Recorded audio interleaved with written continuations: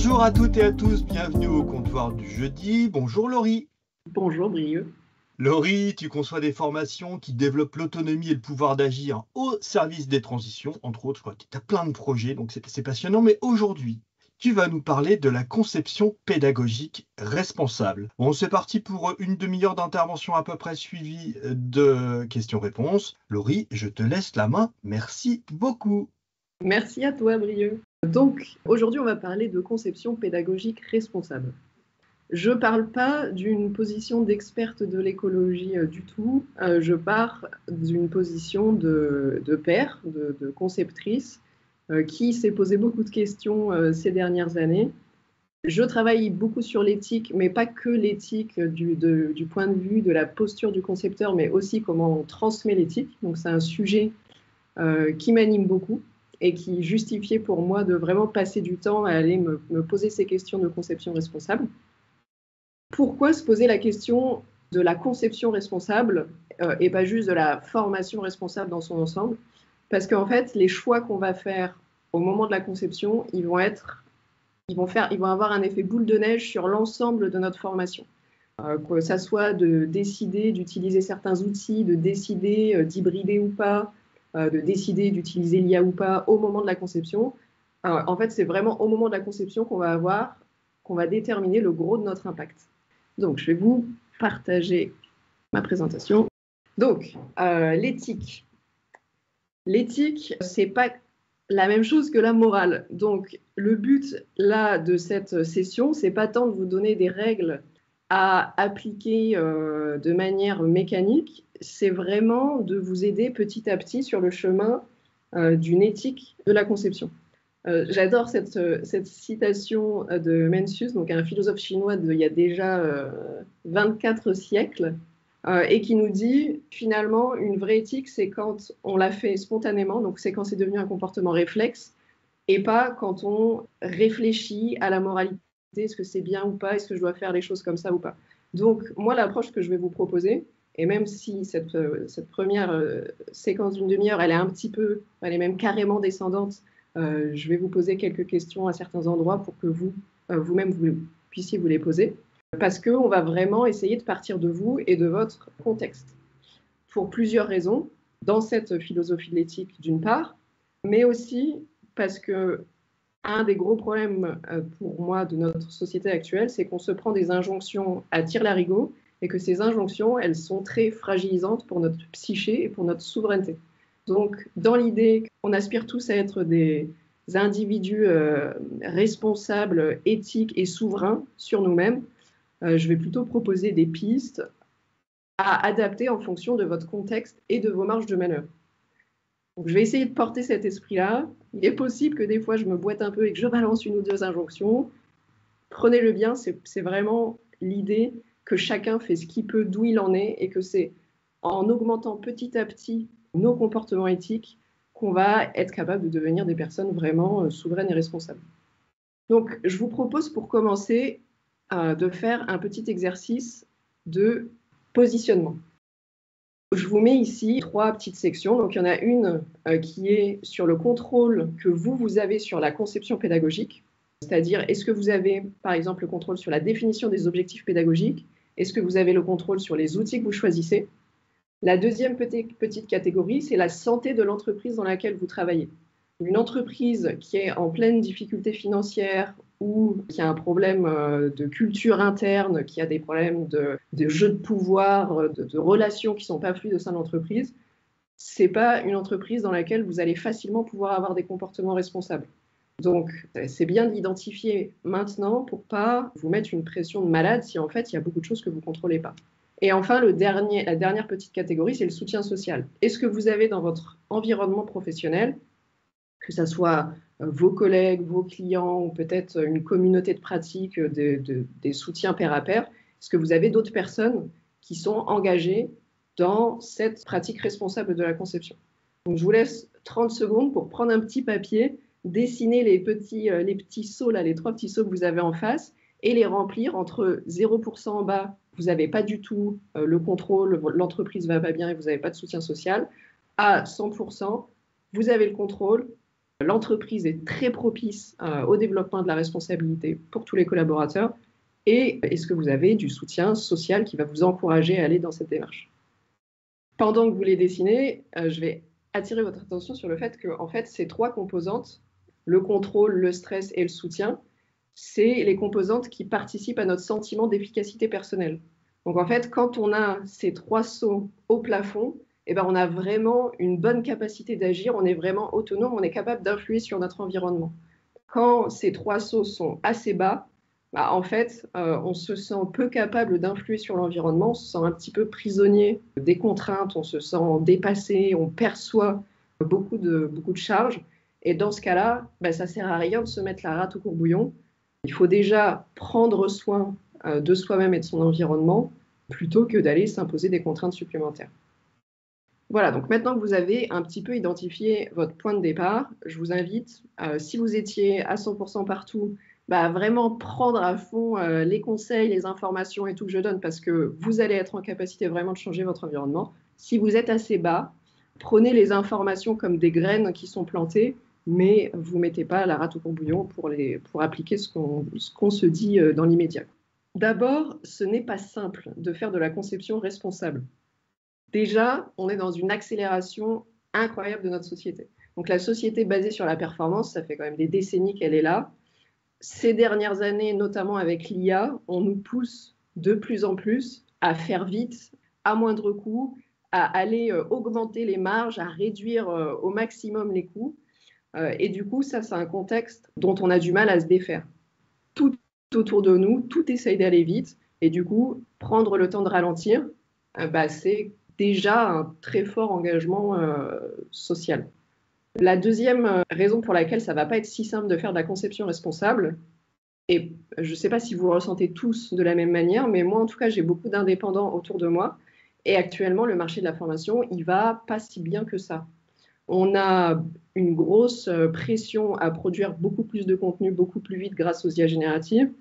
On a des financements qui baissent, donc on nous invite de plus en plus à faire de l'hybridation, à mettre des trucs en distanciel pour réduire les coûts du présentiel. Tout ça, plus le fait qu'en contraction économique comme on l'est actuellement, les entreprises envoient quand même moins les gens en formation qu'il y a quelques mois, bah, tout ça fait qu'on est dans un marché complexe actuellement.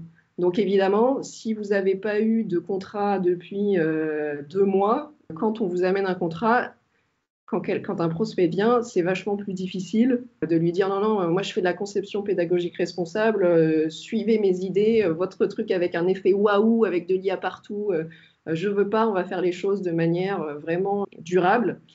Ce discours-là, vous n'allez peut-être pas le faire si c'est le seul contrat que vous avez eu en 2 mois. Donc, il faut évidemment prendre ça en compte. Et enfin, il y a la question de la résistance au changement. La nôtre, bien sûr, parce que quand on voit tous les impacts, notamment les impacts du numérique, on a des résistances pour se protéger, pour protéger nos psychismes. Et il y a aussi la résistance des autres. Pour vous donner un petit exemple de ça, moi, je travaille actuellement avec une école de commerce et on fait plein de petits modules sur l'Afrique. Il y a certains experts métiers avec lesquels on bosse qui, malgré le fait que je suis très alignée avec ma cliente sur le besoin de valoriser les populations africaines, de montrer à quel point elles peuvent s'émanciper, de valoriser leur pouvoir d'agir, il y a certains experts métiers qui ont une vision du monde un petit peu plus utilitariste, parce qu'ils ont grandi comme ça, parce que c'est le contexte dans lequel ils évoluent, qui refusent un petit peu de rentrer dans notre logique d'empowerment des populations africaines et qui essaye plutôt de nous tirer vers une exploitation économique de ces populations. Et là, quand on est face à un expert métier comme ça, qui lui est pas prêt au changement et qui est pas prêt à une pratique durable et responsable de la conception, on laisse couler. En fait, on peut pas se battre tout le temps et surtout, il faut laisser la place à chacun d'être où il en est. Donc, des fois, il faut aussi poser l'objectif de conception responsable, l'expliquer, mais si la personne en face, elle n'est pas prête à l'entendre, il faut l'accepter, il faut le respecter. Donc voilà pourquoi c'est vraiment dur. Maintenant, je vais choisir une approche d'arracher les douleurs tout de suite. On va explorer les impacts négatifs du numérique. Alors, je ne le fais pas par plaisir.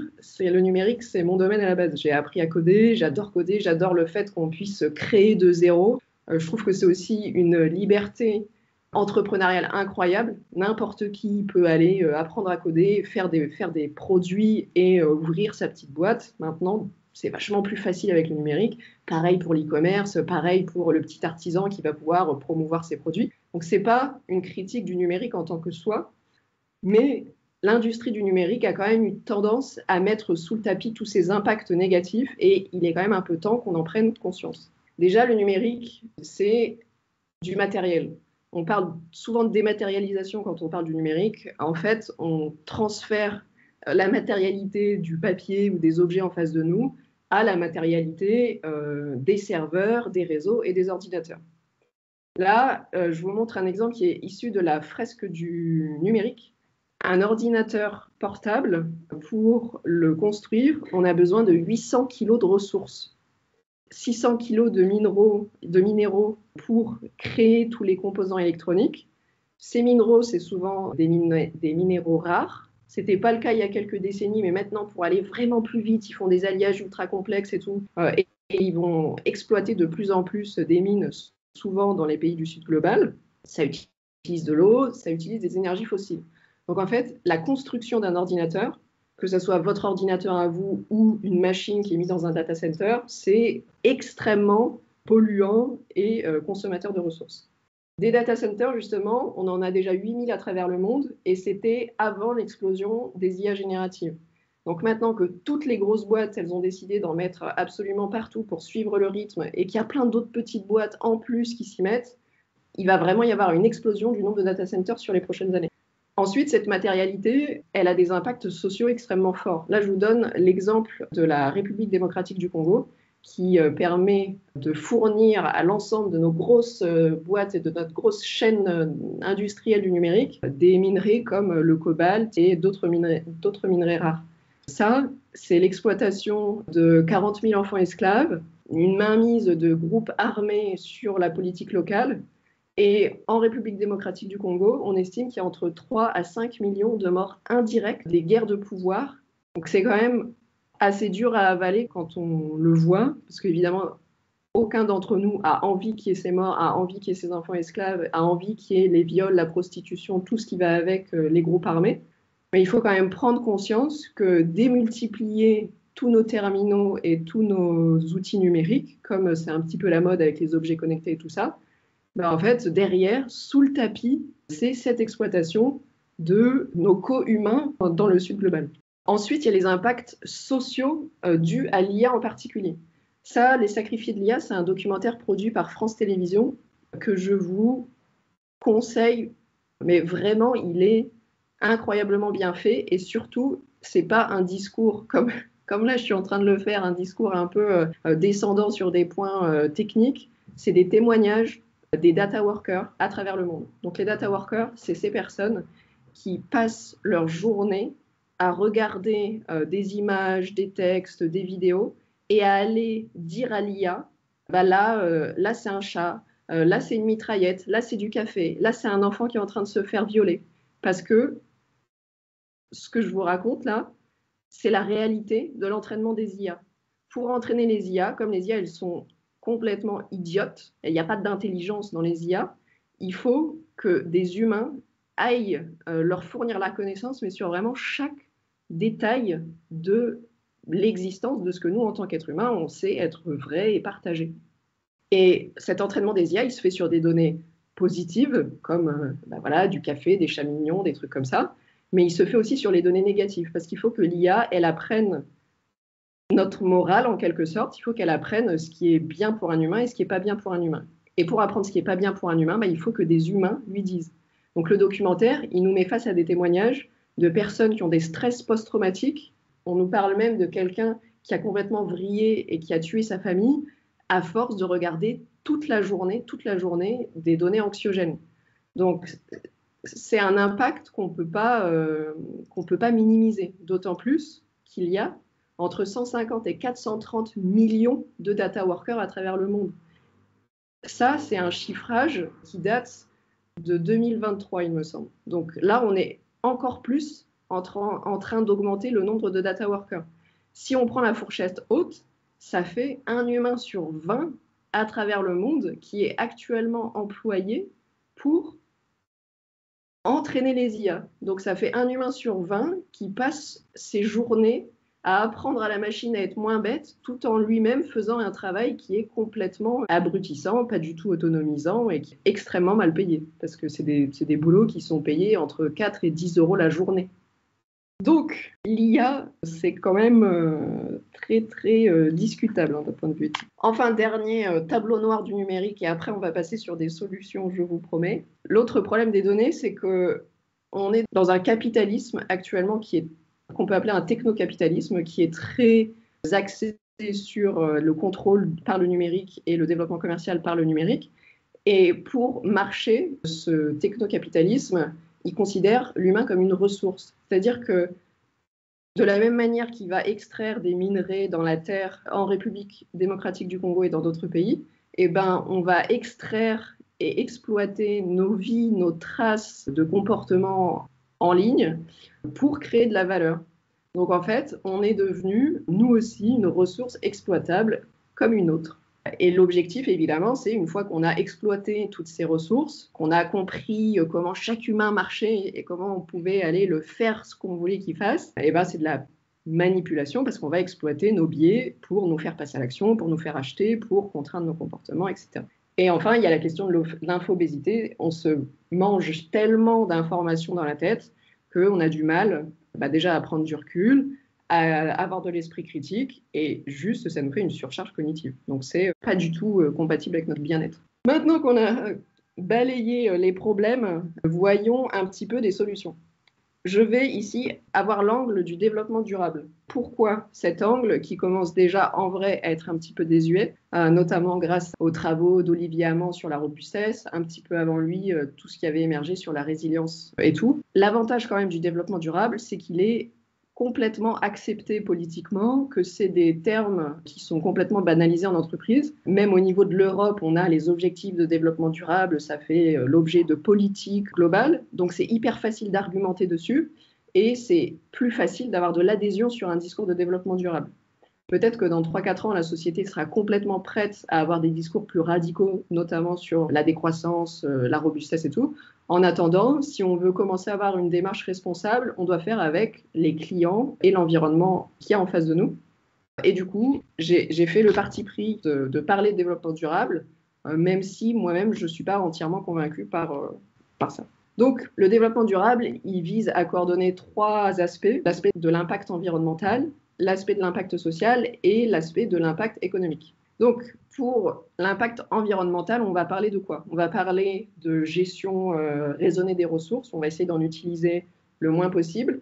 On va essayer d'utiliser le moins d'énergie possible et on va essayer de réduire au maximum les externalités négatives. Du point de vue de la formation, du coup, tout ça, qu'est-ce qu'on peut en tirer comme principe actionnable?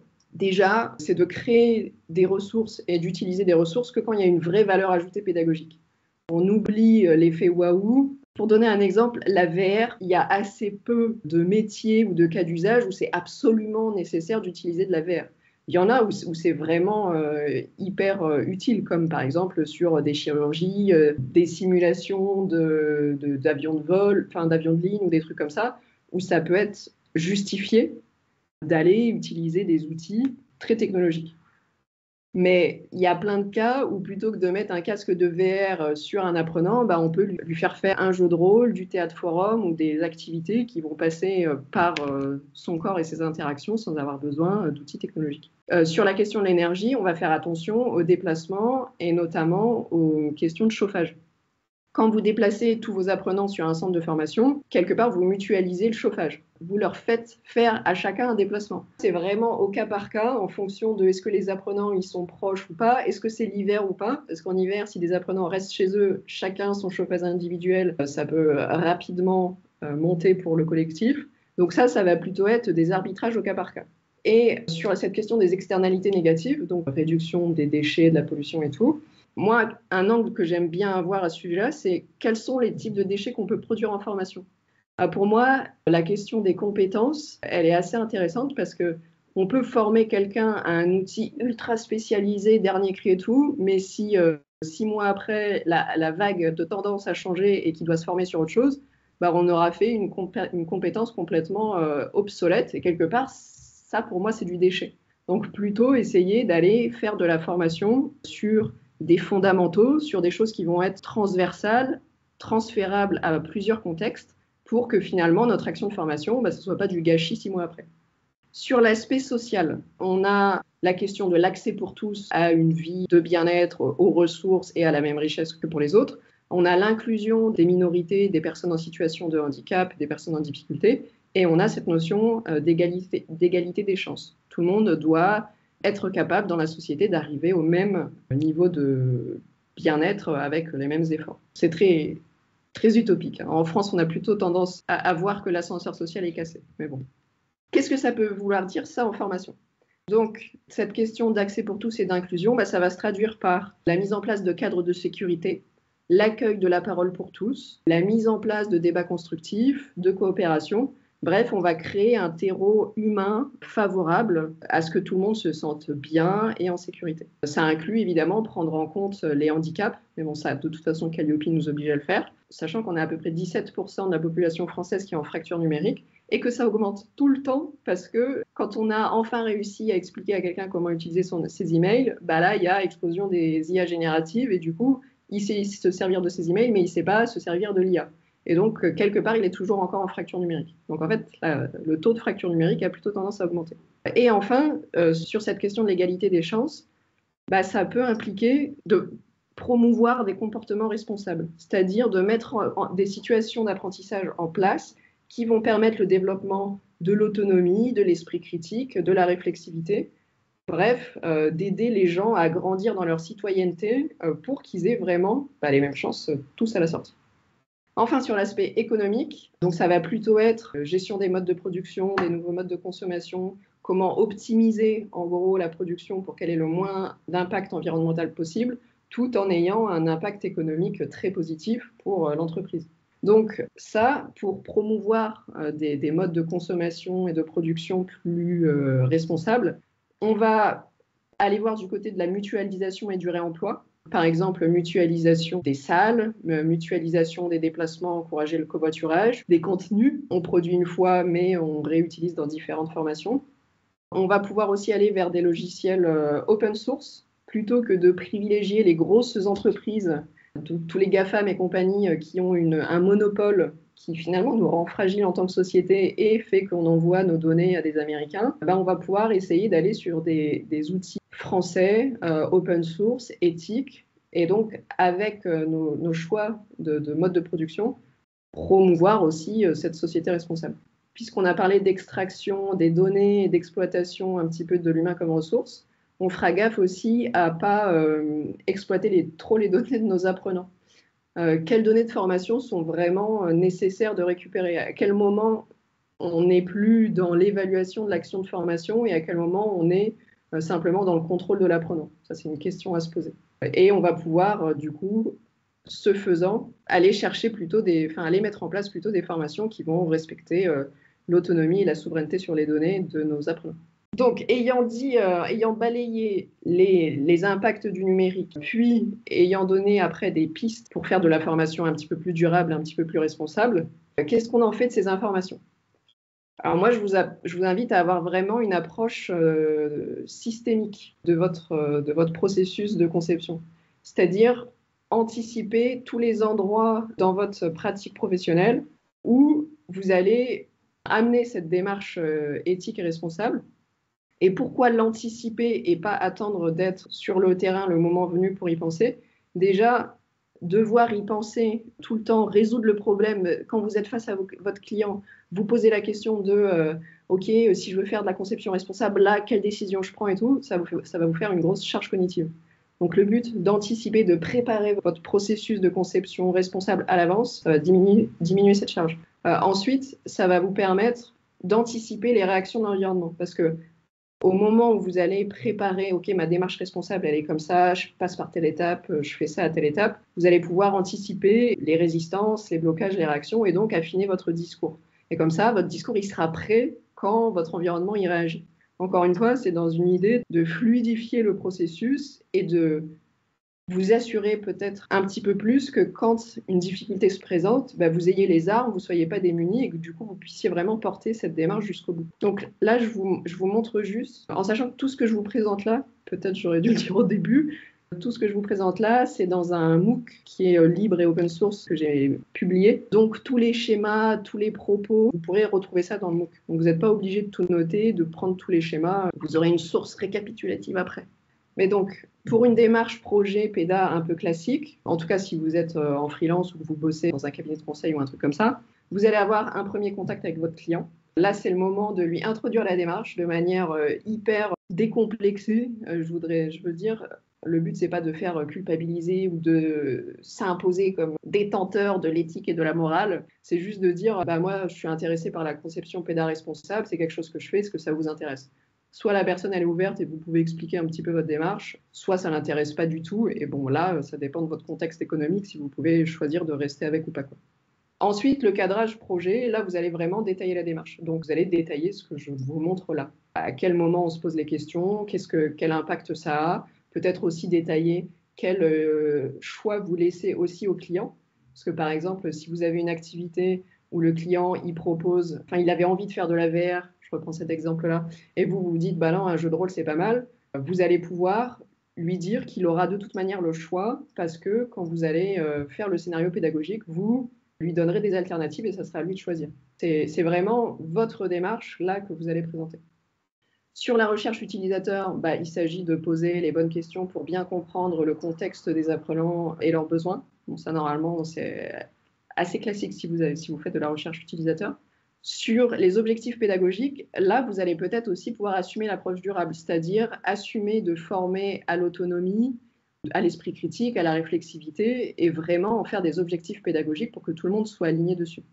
Ensuite, j'ai mis, après votre génération d'idées, donc après votre brainstorming où vous allez voir un panel d'activités possibles, vous allez arbitrer les choix. Donc, je vais vous montrer juste après, sur la slide suivante, comment arbitrer ces choix.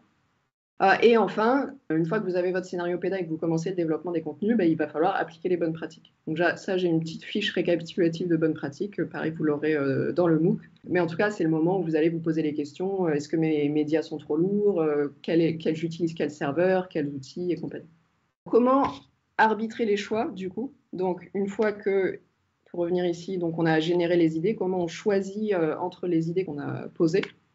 D'abord, évidemment, on va filtrer par les objectifs pédagogiques. C'est-à-dire que vos idées absolument géniales, on a tous des idées géniales et créatives qui ne correspondent pas exactement aux objectifs PEDA, on les écarte. Ensuite, on va filtrer par le besoin des apprenants. Donc là, on revient aux besoins d'écoute, de sécurité, de prise en compte des handicaps, d'inclusion des minorités et compagnie. Vos activités, il va falloir voir si, au-delà de remplir l'objectif PEDA, elles répondent vraiment aux besoins de tous les apprenants. Ensuite, vous allez faire une analyse d'externalité. Donc, vous allez voir les points positifs et négatifs sur les 3 aspects, sur les 3 piliers du développement durable de vos activités. Et donc, après avoir filtré par les objectifs, les besoins des apprenants et les externalités, vous allez pouvoir choisir la solution qui a le plus d'impact et le moins d'aspects négatifs. Ça, moi, je le fais avec un petit outil comme ça. C'est vraiment ultra simple. On liste les points forts et les points faibles pour chaque pilier.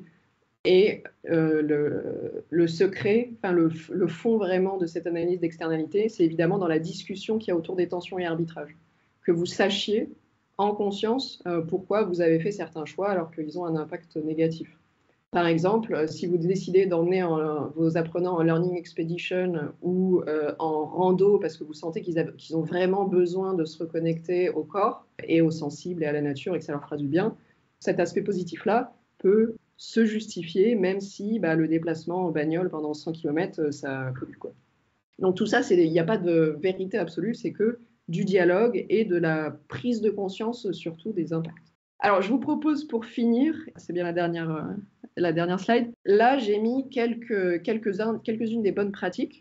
Je les passe très rapidement. Les pratiques à un point, qui ne sont pas très difficiles quand même normalement à mettre en place, c'est de prioriser la plus-value pédagogique. Donc on choisit toujours les outils, les méthodes, les activités en fonction de la valeur péda. Illustrer les futurs souhaitables, c'est-à-dire que dans vos contenus, souvent vous donnez des exemples, des illustrations, des trucs comme ça.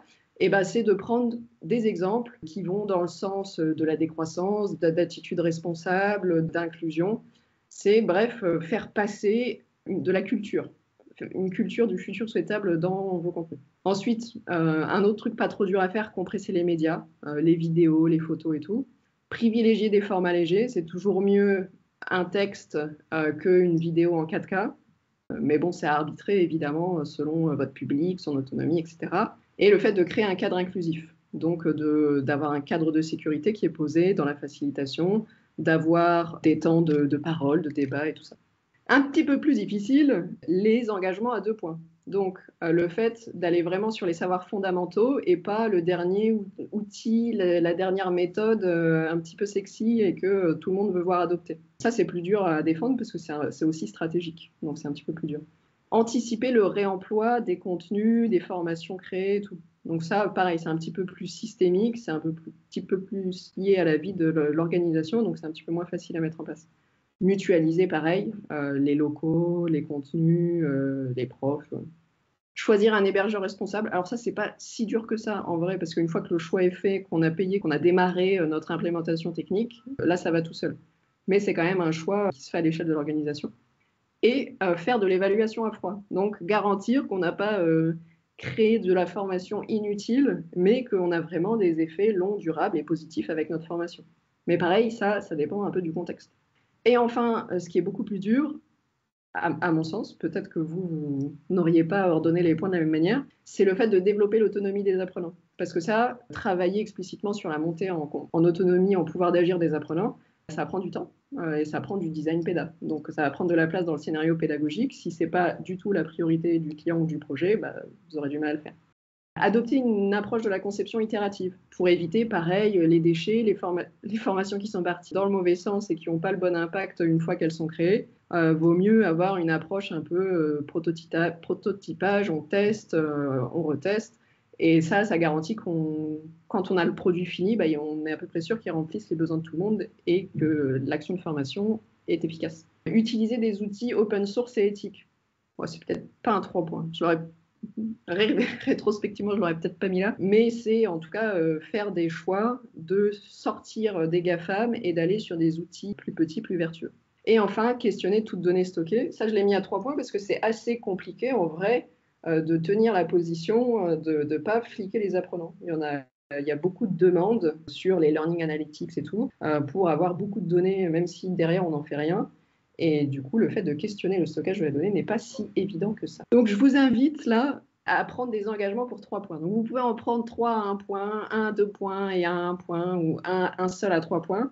Mais en tout cas, d'identifier quelque chose qui est aujourd'hui faisable pour vous et que vous auriez envie d'explorer un petit peu plus. Alors, c'est peut-être pas un engagement mordicus, mais quelque chose où vous vous dites, ça, j'y vois de la valeur et je vais aller par là. L'adresse du MOOC est ici, là, dans le QR code. Elle est aussi dans le chat. Et donc, dans ce MOOC, pour l'instant, il y a un chapitre sur la conception pédagogique responsable, un chapitre sur la pédagogie de la robustesse qui vient juste de sortir. Et dans les mois qui suivent, il va y en avoir un petit peu plus sur l'écologie intérieure, donc comment on aide nos apprenants à prendre soin d'eux-mêmes, sur les peuples racines. Donc, on va aller chercher sur des sagesses ancestrales et voir ce qu'elles peuvent nous apporter à la formation. Et on va voir comment verdir les métiers. Donc, comment vraiment aborder avec un expert métier son métier pour qu'on le transmette de manière responsable. Voilà pour moi. J'ai un peu dépassé mon chrono, mais je crois que je ne vais pas me faire trop disputer, normalement. Pas du tout, Laurie, pas du tout. Merci beaucoup. Merci beaucoup. Au revoir, à bientôt. Au revoir.